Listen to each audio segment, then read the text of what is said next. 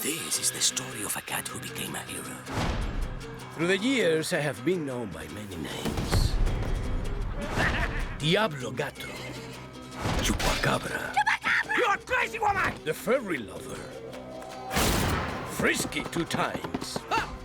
And the ginger hitman. But to most, I am Puss. in boots. That's a lot of heel for a guy, don't you think? Do not worry, I will protect you. And who's gonna protect you? Kitty's skill, your sword, and my brain. We've got a fighting chance here. You do not want to make the cat angry.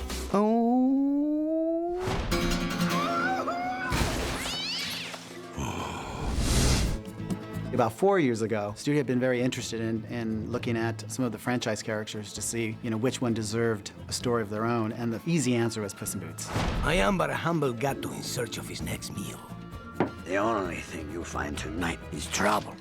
Puss in Boots. This character deserved his own story and an origin story, and Puss in Boots made such a splash in the Shrek universe that it was just sort of undeniable that this guy needed his own tale to be told.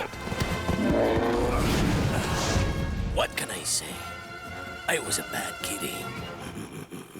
Puss in Boots is played by Antonio Banderas. Or is Antonio Banderas played by Puss in Boots? I don't know. Sometimes it's hard to tell the two of them apart, but one thing's for sure, one could not exist without the other. Holy frijoles. They do exist. For me, there's so many things. It's a romantic character. You get a sense of honor and loyalty, friendship. And at the same time, you get this touch of being a little bit mischievous that I think it just adds him an edge that is interesting in a character like this. How strange it was to be the cat Boots.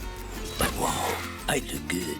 Just the voice that Antonio has chosen for that cat blows my mind. This tiny little creature that you would think a squeaky sound would come out of. It's like a forest full of redwoods, delivering Puss's language. See, I can commit. Oh, you can talk. It's very important, the eye thing, because then they can copy that. Antonio is just a natural in terms of comedic timing, and Puss, just everything he does, just his size, the machismo, the sort of overly dramatic moments that he brings to the table is comedy gold. It is crazy. And I think the fact that we played him as a cat at times just created a lot of very comedic situations. Catnip.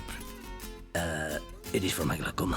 For me, actually, the character is a dichotomy, and that's what makes him funny. Is the difference then between what he is physically, very little animal, with a great voice that contradicts completely that body. And in that is where the comedy is. Very well.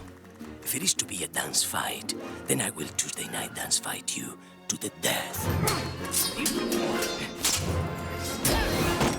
If you're gonna have Puss in Boots, his backstory always included having a history with the ladies. We had to create a character that was worthy of Puss in Boots. And so we created Kitty Softpaws. And, we immediately thought of Salma Hayek. I'm called Kitty Softpaws because I'll steal you blind and you'll never even know I was there. Whoa. I play Kitty Softpaws. It's hard to keep a straight face when I say her name. I love her name. You hit me in the head with a guitar? You are a woman?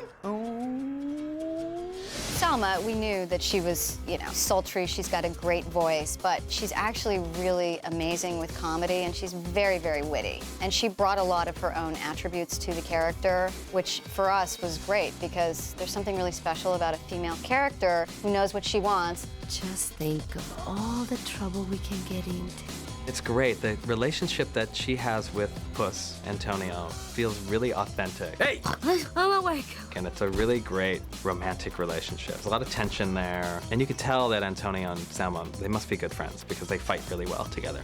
Don't worry. I'll take care of it. I know how to speak meow. You are dangerous. We've been working together for a long time. We've done many movies together. And I know him so well by now that when I was doing the recordings, even though he was not in the room, I sort of could hear him like a ghost saying the other lines. I could know exactly what that cat would sound like if he was saying those lines. Again with the mask? I don't need style advice from Mr. Dusty Boots. Humpty Alexander Dumpty is played by Zach Galifianakis. incredibly funny, extemporaneous, you know, with his comedy and really sharp wit, really appealing. I betrayed you. You left me cracked in pieces on a bridge, surrounded by soldiers. They wrote a song about it? Animation is something I've never done. It's kind of fun. It's an interesting thing to do, to go in there by yourself, isolated with a director, and try to figure out in your head what the image is going to look like. Puss, you got any idea what they do to eggs in San Ricardo prison? I'll tell you this, my friend. It ain't over easy. Chris Miller let me be all over the place because the character is all over the place, and that is a lot of fun to do. I find I'm a kind of maybe a quiet person, but to come in here and kind of scream and yell and get that out is a lot of fun. We go up the Beanstalk Outlaws, and we come down legends. Zach, we knew, was hilarious. What he brought to the character of Humpty Dumpty was a vulnerability and a childlike sweetness that really made the villain multi-dimensional, you know, because you empathize with him, and that was important to us. We didn't want him to be a black and white villain. We wanted people to like him, and because Zach made himself so vulnerable, that's what we got at the end of the day.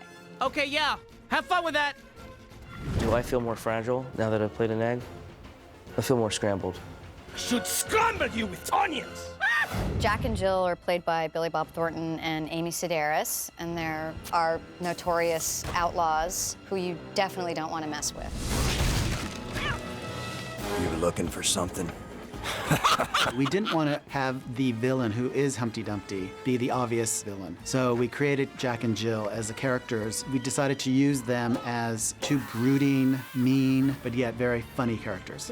Is it true a cat always lands on its feet? No! That is just a rumor spread by dogs! Amy is just a great comedian. And so as we were looking for the Jill character, we knew that Amy would come up with something really interesting and fun to play off of Jack's deep-seated, vicious voice. And she came up with sort of a countrified, southern voice that is hilarious. I'll be the stay-at-home dad. We got 10 hungry piggies there in the back. You can practice on them. Just pull over. Billy Bob, his voice is just awesome. And we wanted Jack to be strong, mean, vicious. And during our development period with that character, everyone just had this very deep-pitched voice, a little bit like Billy Bob in Sling Blade. And so when we went to cast this role, we immediately went and thought about Billy Bob. I hate cats. That's not what your mama said. I was kind of directed, you know, so well to how to do this that I essentially didn't have to do much. The only thing that I had to do with my voice was I weigh 145 pounds, and this guy weighs like 300 pounds or something. So I just had to, I don't know if this makes any sense or not, but I had to sound a little fatter. I do believe that's our cue. It was actually kind of an honor, you know, to be asked to be a part of it. I think you just call me Daddy. Oh, he looks just like you, Jack. Thank you. It's got great action, great animation, well-rounded characters, rich characters, and you feel the danger, the suspense, and the humor all the way through. Ah! He's alive! I'm still trying to figure out how they do this stuff, frankly. It astounds me. Cheers! He was a supporting actor and now he's a star. Excuse me very much. He got his own movie. That is actually beautiful. Me, wow. You made the cat angry. On guard!